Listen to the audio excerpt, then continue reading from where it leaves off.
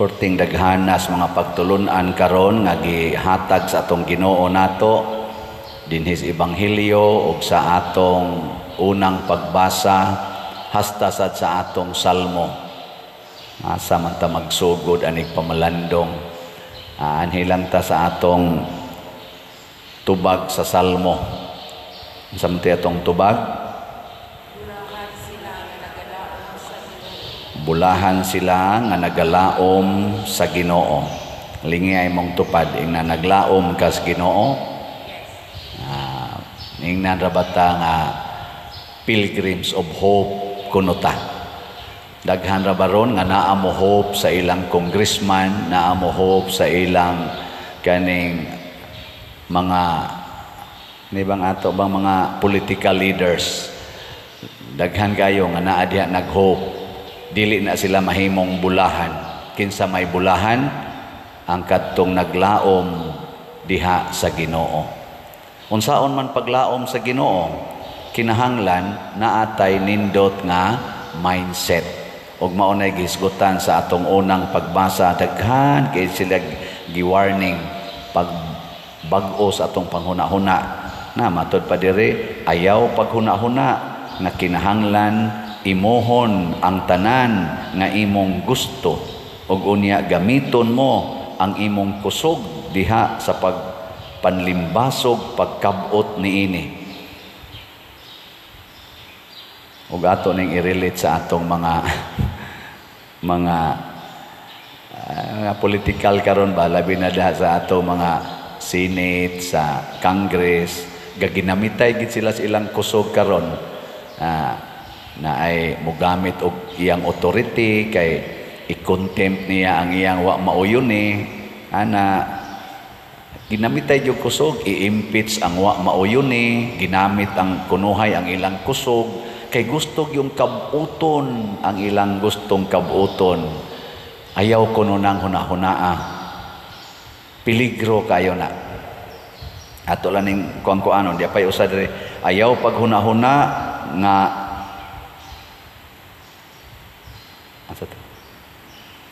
ayaw paghunahuna nga makahimo ikaw pagpakasala og unya walay mahitabo kanimo. Ang Ginoo dili magsapayan sa pagpaabot aron pagsilot kanimo. Ayaw paghunahuna o pagpaniguro sa hilabihan nga ang pasaylo sa Ginoo nga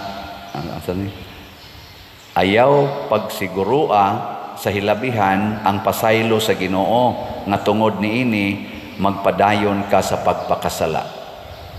Namtay usahay moingon, ada ang Ginoo mapasayloon manggug kay na God. God is love, God is forgiveness, divine mercy ba? Ocean of mercy. Kusog ra ba kay taana? Gilingi ay mong tupad ing nanapa kay salaron. So pag ayaw kuno pagsalig napay gibutan siya diri, ayaw paghuna-huna nga ang iyang kaluoy nisunod gyud kaluoy tinod, ang iyang kaluoy hilabihan kadako nga pasayloon niya ang imong mga sala bisan unsa kini kadaghan. Tinuod nagpakita siya sa kaluoy apan nagpakita usab siya sa iyang makalilisang nakapungot alang sa mga makasasala. Kini mga igsoon, mga warning ni. Ayaw pagpatuyang, di ta magpatuyang sa pagpakasala. Unsa may buhaton? Ang atong pagbuhat sa katarong mao gidayoy una natong buhaton.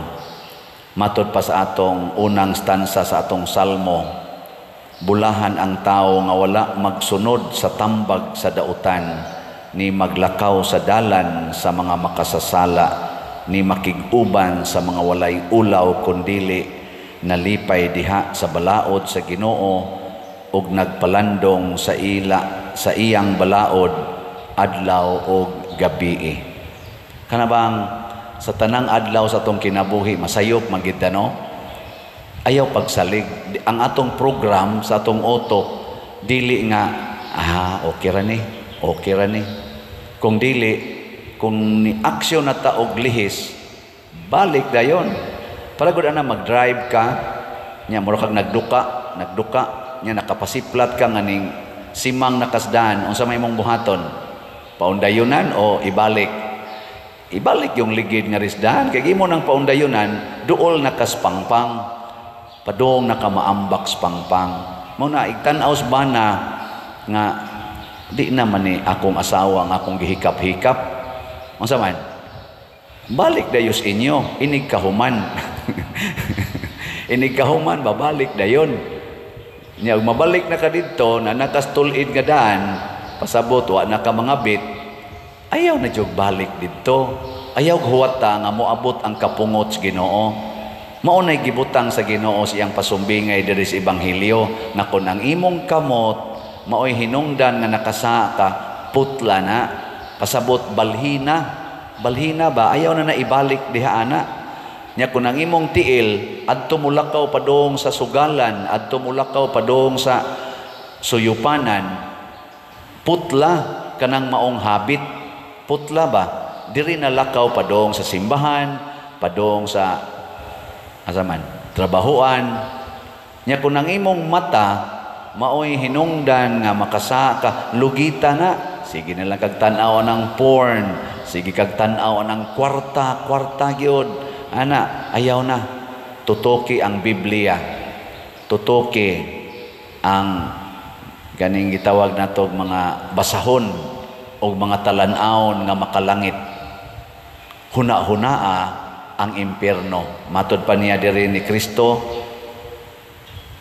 mas maayo pagkuwangan ka sa imong mga bahin sa lawas sa mas kamot, tiil ug mata kaysa sangkap ka niini apan adto ka sa impyerno. Nya iyang isigi diri describe ang impyerno, dili mamatay ang mga ulod niini ug dili mapawong ang kalayo. Ngiluha no sa inyong tan-aw sa ato rong nidagan sa politika, Team Marcos, Team Duterte, kinsa ka nila ang naningkamot nga magsunod gyud sa dalan sa Ginoo. Naawa ug naa gani moy atong butaran. Kay kanang mga tao nga nagsunod sa dalan sa dautan, dadon ta ana ngadto sa kaalautan, sa impyerno. Gani karon makaingon man ang ubang tao, impyerno ning kinabuhia. Inomdom bitaw katong gubot kay istanan, katong gi-contempt nila tong secretary matingalo to ni BP Sara kasi nga nato katong attorney Lopez. Mo ba to? Katubang gubot kay sila nga dito sad si Vice President Sara, niya kagubot na gyud niya, nag-hysterical na dito si Attorney Lopez, giatake na, unsa tong atakihan niya, dadon sa ospital, babagan sa mga pulis, hangtod nagsininghagay na, hangtod si BP Sara dito, dakdakan untas pulis sa kanang siraba sa kuan ba katong ambulance, gisagang sa mga tao, stang kubuta gyud.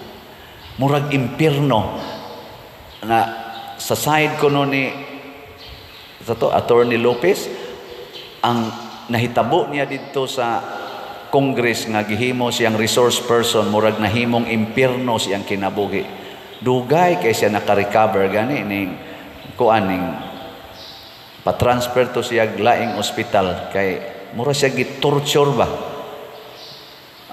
Kana bitang kani man kong buhat nga dautan mo resulta ni sa pagka-torture nato.